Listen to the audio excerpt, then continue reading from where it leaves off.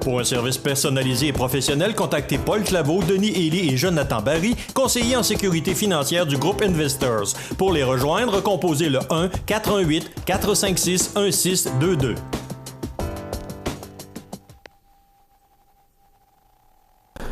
Bonjour, M. Leu. Salut, Brian. Bonjour. C'est le deuxième épisode aujourd'hui de Pabert et on tombe vraiment aujourd'hui dans le nœud de l'entreprise. Vraiment, qu'est-ce que c'est que Pabert? Puis j'ai aimé une phrase que vous avez prononcée, « Personne ne moule comme Pabert ». Donc j'aimerais qu'on en parle. Pabert, c'est 3 fonderies dans une. Au départ, on a la fonderie conventionnelle, une fonderie, on appelle ça moulage au sable à verre. OK. Un peu comme dans la région, il y avait fonderie Poitras puis fonderie Lillet qui faisait des poêles dans le temps. C'est le même principe, mais nous, c'est de l'aluminium. Eux, dans le temps, c'était de la fonte.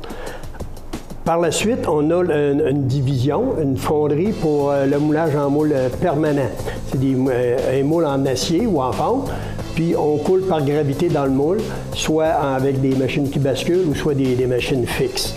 Puis on a une 3e section, c'est pour le moulage en sable résineux, du sable avec résine catalyse, qu'on peut faire des pièces, autant des pièces plus ou moins petites, aller jusqu'à des pièces, aller jusqu'à 8 pieds, 9 pieds de diamètre.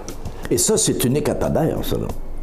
Avec 3 diversités comme on a là, oui, je pense qu'on est unique dans notre domaine. Et c'est ce qui permet à l'entreprise de toujours être en croissance et de satisfaire différentes catégories de marché ou de clients. J'aimerais que tu nous en parles. Exact. Bien, c'est ça. Il y a les 3 procédés, mais ça, c'est la base. C'est la base pour produire la pièce en aluminium. Mais nous autres, ensuite, on va offrir des valeurs ajoutées sur la pièce. Non seulement le casting, on va rajouter de l'usinage, de l'inspection radiographique, toutes sortes d'inspections. Ensuite, du traitement thermique, de l'assemblage, de la peinture, traitement de surface. Donc, on est capable de livrer un produit clé en main au client. C'est très diversifié. Très diversifié. Et ça vous amène à avoir une main-d'œuvre aussi spécialisée dans bien des secteurs. Exactement. Ça amène beaucoup de gestion. C'est un gros défi, mais il n'y a pas beaucoup d'entreprises dans notre domaine qui veulent se donner dans ce type d'opération-là. Ça amène beaucoup plus de gestion, comme j'ai dit, beaucoup plus de tracas, beaucoup plus de délais et de choses à gérer, mais c'est ça que le client veut. Au bout de la ligne, il veut un produit clé en main. Et votre offre, le produit global que vous offrez est unique aussi, donc il n'y en a pas d'autre. Il y en a très peu. Notre compétition, là, honnêtement, au Canada, il y en a quelques-unes, quelques autres fonderies comme la nôtre, mais on est dans les tops. Au niveau américain, on les compte sur mes mains, sur mes doigts de la main. Il n'y en a pas tant que ça. Donc, notre compétition est plus nord-américaine et même mondiale. Donc, on est capable de se démarquer parmi un petit groupe de personnes. Et si on y va par marché, exemple géographique, je sais que vous couvrez ici le Canada, vous couvrez aussi le nord-est américain. Oui. Donc, vous êtes aux États-Unis aussi. Oui, 50 de nos ventes sont au niveau américain. OK. Beaucoup nord-est américain, le Maine, Vermont, Massachusetts, Connecticut, New York, New Jersey. La plupart de nos clients sont là, mais on se dirige un petit peu plus vers le sud présentement, plus en Caroline, la Virginie, quelques clients en Atlanta, Géorgie. Donc, il y a encore de la place pour l'expansion. Oui, oui. Il y a beaucoup de place. Ça joue juste de suffire. C'est pourquoi il y a des agrandissements, il y a des investissements dans l'air, puis tout ça. En termes d'industrie, vous fabriquez pour différentes industries. J'aimerais que tu nous en parles aussi. Très diversifié. On ne veut pas dépendre d'aucune industrie en soi ou d'aucun client. Donc, c'est pour ça qu'on s'éparpille quand même beaucoup. L'aluminium, nos produits le permettent. Donc, les principaux, le médical, le marché médical qui est très bon, qui est très florissant au niveau américain et canadien aussi. C'est un marché qui est très en santé, qui a beaucoup de budget. Donc, il y a des sous dans ce marché-là qui est intéressant pour nous. Ça, c'est de l'équipement de plus spécifique. Oui, plus spécifique. On a des bons clients au niveau appareils mammographiques, des appareils de radiographie, de tomographie. Tous des gros équipements qu'on voit dans les hôpitaux, qu'on ne sait pas qu'il y a une pièce en aluminium dedans, mais qu'habituellement, il y a tout le temps une pièce casting en aluminium. Il y a du Pabert dans ça. Oui, il y a du Pabert dans ça, exactement. Ouais. Donc, le médical, ça va très bien. Militaire, défense, sécurité, c'est un bon marché, autant au niveau canadien qu'au niveau américain. Très bon marché. C'est des produits très, très spécifiques, des produits à valeur ajoutée, très complexes. C'est notre niche, c'est notre domaine ici, on est bon là-dedans. Depuis les 10 dernières années, on a mis beaucoup d'efforts pour être bon dans ce type de produit-là, pour mettre la gestion qu'il faut pour sortir ce type de produit-là. Donc, c'est là-dedans qu'on se démarque. Donc, médical, beaucoup esthétique, beaucoup cosmétique. Ça prend des produits précis, militaires, défense aussi.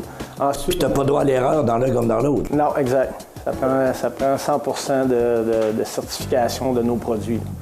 Puis aussi, j'ai vu des trucs comme des bornes électriques ou des trucs du genre. Oui, des bornes électriques. Le marché électrique, autant au niveau voitures électriques, que ce soit les véhicules, autobus et autres, c'est un bon marché pour nous. On n'est pas encore là à 100%. Il y a des opportunités pour nous là-dedans. Il y a encore de la place du développement. Oui, il y en a. Mais tranquillement, pas vite, on prend notre place dans ce marché-là. Il y a le transport autant au niveau des trains, comme un Bombardier, un Alstom de ce monde, ou locomotive, des transports de plus de véhicules lourds aussi. Il y a des pièces d'aluminium partout, je vous dirais. C'est ça. Donc, quand on regarde tout ça, là, Pabert, ça a 35 ans, mais c'est bon pour un autre 35 ans en masse. Bon, en masse pour un autre 35 ans. Parce que dans chacun de vos marchés, il y a encore de la place pour du développement. Oui, exactement. Et on le voit depuis les 5 dernières années, de plus en plus, on est fort aux États-Unis.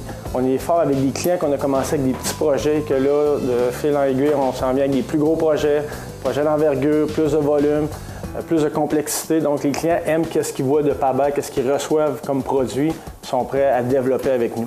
C'est des grosses entreprises, donc il y a beaucoup de volume, beaucoup de... Puis c'est des responsabilités aussi. Exemple, les gens vous font confiance. Demain matin, vous ne pouvez pas mal les servir. Non. Et il faut que vous soyez prêts à croire tout ça avec eux autres. Je me rappelle d'une émission que j'avais vue, Marcel Dutil de Canam, qui disait « Il faut toujours être prêt à être capable de grossir avec nos clients. » C'est une responsabilité. Nos clients nous ont fait confiance. Puis un bon matin, tu dis « Je peux plus vous suivre. » Ça marche pas, là. Oui, exactement, parce que nous, les pièces en aluminium, c'est des composantes qui vont sur leur chaîne d'assemblage. C'est jamais un produit fini qu'ils vendent sur le marché, c'est tout le temps un produit qu'ils vont mettre sur leur chaîne manufacturière à eux. Donc, si nous, on ne fournit pas en temps ou on ne fournit pas un produit conforme, eux autres, ça les amène à arrêter des lignes de production, puis on parle des grosses chaînes de production. Donc, oui, on est Donc, si vous êtes en rupture de stock, vous les mettez en difficulté immédiatement. Exact. C'est une très grande responsabilité. Très grosse. Donc, c'est vrai, à toutes les fois que vous développez quelque chose de nouveau, il faut que tu y penses. Oui. Tu ne vas pas juste essayer, là. Exact. Tu y vas. Puis c'est ça, il faut s'assurer qu'on a une constance. Une constance, il faut s'assurer que nous, ici à l'interne, le produit est toujours pareil, toujours conforme, il y a toujours une traçabilité sur notre produit. Pour dire, quand on ship la boîte, là, on est capable de dormir le soir, pas si pire. OK, cette boîte-là est à bonne, tout va bien. C'est ça, on est sûr aussi que tout a été vérifié, le matériel qui est dedans, là. Il n'y a pas de défaut. Là. Il n'y a pas de surprise à l'autre bout, parce que tu n'en fais pas 2-3 fois des surprises comme ça. C'est, comme on dit des fois à l'équipe, on est rendu dans les ligues majeures. Il faut agir en ligue majeure. On a les responsabilités d'une ligue majeure ou on a les gains d'une ligue majeure. Mais ça va dans les deux sens. Donc, il faut assumer ça. On est rendu le plus petit des plus gros. Avant, on était le plus gros des plus petits. C'est le plus gros des plus petits. C'est pas plus facile d'être le plus petit des plus gros. Non, du tout. Non. C'est plus plaisant, mais c'est pas plus facile. Non. C'est d'autres défis. C'est ça. C'est d'autres défis. Il faut s'adapter. Il faut voir un petit peu en avance sur comment développer nos produits. Donc, ça vous prend définitivement, vous autres, un plan quinquennal. Vous ne pouvez pas improviser. Dans votre plan stratégique, là, tout est prévu. Oui. Ça prend une planification hyper serrée. Là. Une stratégie à long terme. Il y a du court terme, long terme, mais on se projette dans 3 ans, 5 ans où qu'on veut être. Ensuite, on décale les opérations, les décisions qu'on doit prendre en fonction de ce point-là qu'on veut se rendre. Est-ce que ça vous est déjà peut-être arrivé d'avoir une surprise? Tout à coup, tu as un de tes clients qui explose. Il te commande 10 fois ce que tu pensais qu'il allait commander. Et là, on l'a connu dans le passé, au niveau du médical, avec, c'était Philips Médical, qui, au départ, là, il y avait un projet pour aussi des appareils de résonance magnétique, de 400 appareils par année, puis il était rendu à 1200. Oh! Là, on ne pouvait plus fournir le temps qu'on va se dire d'abord pour réorganiser l'usine.